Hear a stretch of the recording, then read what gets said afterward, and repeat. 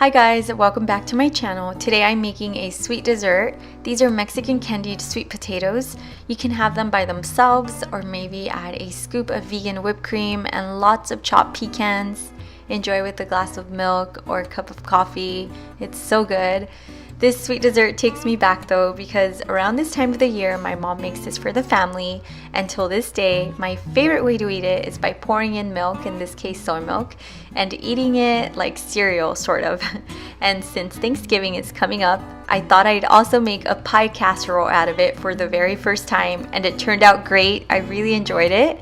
This is a simple and sweet recipe, but first I would like to remind you to subscribe to my channel if you haven't done so already. I would really appreciate it. And if you're interested in this recipe, let's begin. For this recipe, you're going to need a few sweet potatoes. You could also mix it up by adding pumpkin. They taste really good together. We're going to peel the sweet potatoes and then we're going to cut them into cubes. And because this recipe is super casual, you could cut them bigger or smaller. It really is up to you. Mine are about the size of an inch, I'd say. Just be sure that they are all about the same size. That way they get cooked evenly.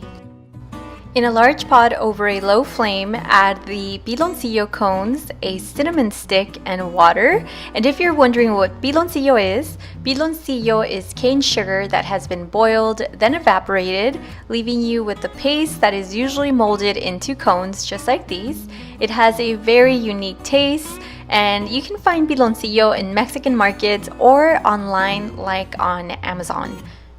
And because Piloncillo is sugar, it doesn't take long for it to dissolve, so soon enough you'll notice that it is now like a syrup, and this is the perfect time to add your sweet potato chunks.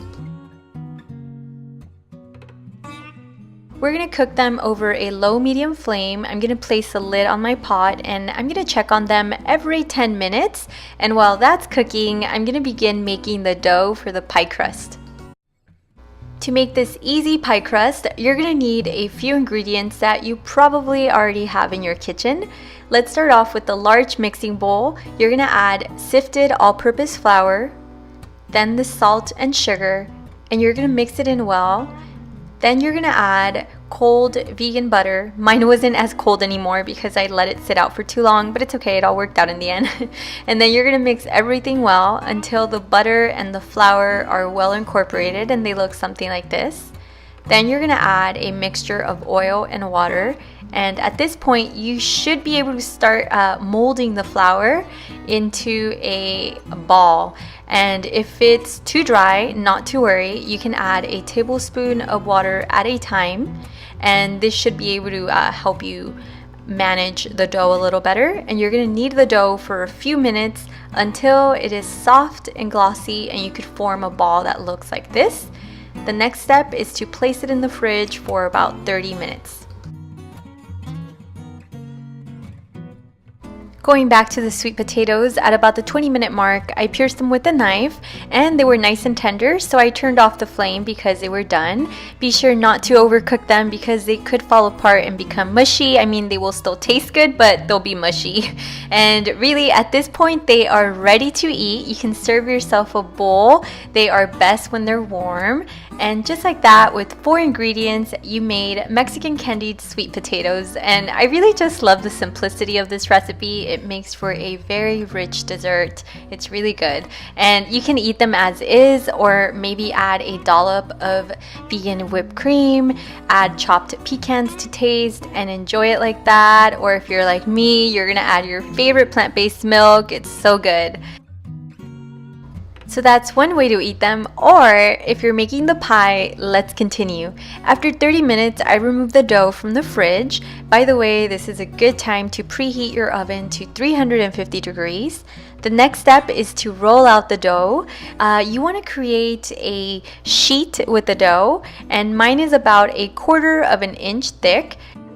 Be sure that the sheet is wide enough to cover your baking dish, and then what I'm doing here is scooping in the candied sweet potatoes into the baking dish. I made a layer of the sweet potatoes, but you can add as much of them as you'd like. I also spooned in extra Piloncillo syrup so it's not too dry.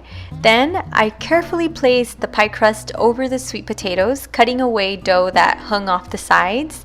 You also want to make a slit in your pie crust. This will help release steam while it's cooking, and for a simple vegan egg wash, you can brush on plant-based milk over the crust and then place it in the oven. This pie just came out of the oven. I'm going to let it sit for a few minutes so it could cool down, and then I'm going to cut right into it. The crust is buttery and flaky, and now I'm just serving myself a slice. This pie tastes delicious with vegan whipped cream and lots of chopped pecans. Be sure to add them. And it was super easy to make. I hope you enjoyed this recipe of Mexican candied sweet potatoes, and even better if you try it. I hope you like them. And really, thank you so much for watching. Don't forget to subscribe for more vegan recipes. I will see you soon in the next video.